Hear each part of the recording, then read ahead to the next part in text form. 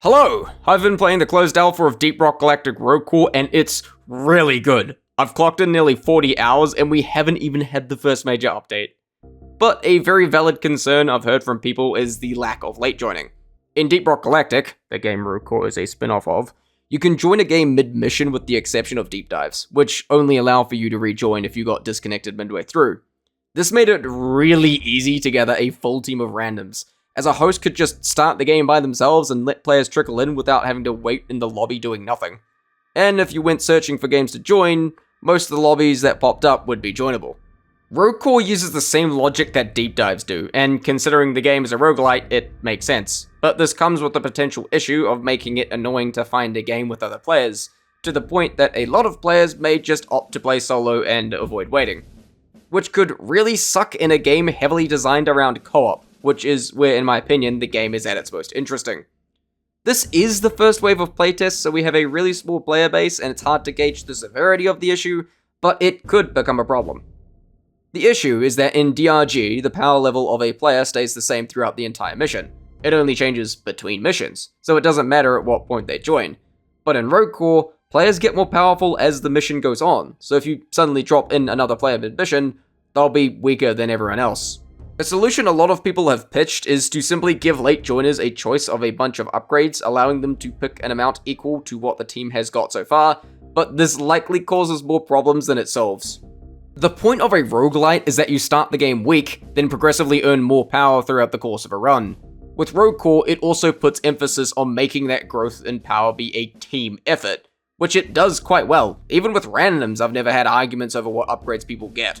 The problem is that if you let someone late join this way, it allows them to sidestep the gradual upgrade process and just immediately being able to be powerful. And they don't have to worry about sharing it with their team, and they didn't work to earn any of those upgrades at all, which both ruins the point of the game being a roguelite and a co-op game. And if this is just the easy solution to being able to get powerful quick without having to share or work for it, players will likely begin late joining on purpose for free upgrades right from the get-go.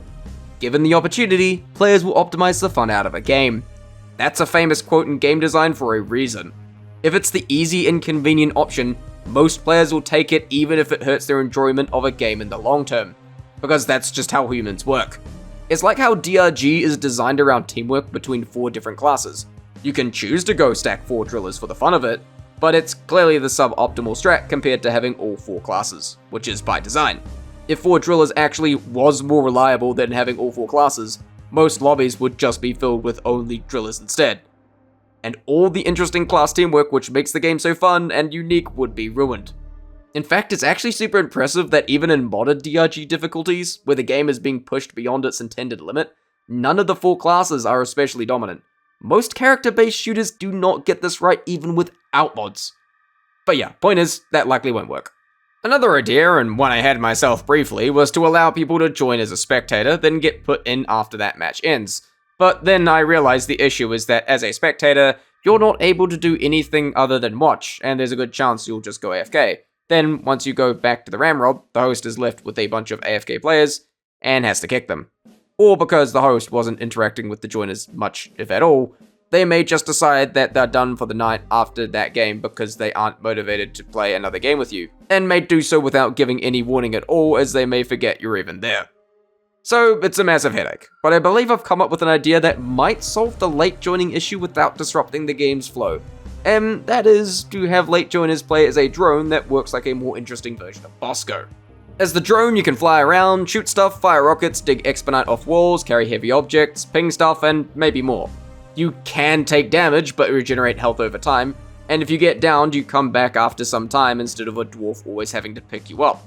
On the flip side, you can only revive a dwarf a limited number of times per stage.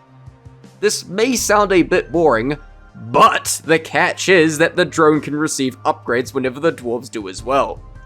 When the dwarves all go in for upgrades, the drone will get its own set of upgrades to choose from that are specific to them and not shared with the other players. This could be stuff like movement speed, mining speed, carry speed, health regeneration, extra revives, or even more interesting ones like adding properties to the rockets to deal, say, cryo damage, give stun, their mining action being able to be used as a melee attack. I mean, imagine stacking a bunch of speed and being a hyper-fast Bosco drone. That sounds so wacky. Basically, they themselves are also able to get involved in the process of upgrading along with the other players. And the fact they can help knock Exponite off of walls means they are actively contributing to the process of earning it. Not having to share the upgrades is just a bonus for willingly being the more supportive role, and because a lot of the upgrades wouldn't be compatible anyway.